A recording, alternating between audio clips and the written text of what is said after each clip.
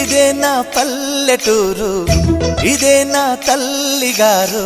మా ఊరి పాడి పంట రాములోరి దీవెనంట. తల్లి గోదావరి నీళ్ళు కడిగే సీతమ్మ పాదాలు. ఊరంతా హాయ్ హాయ్ హాయ్, మనసంతా హాయ్ హాయ్ హాయ్.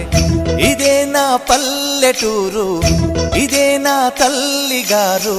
మా ఊరి పాడి పంట రాములోరి దీవెనంట.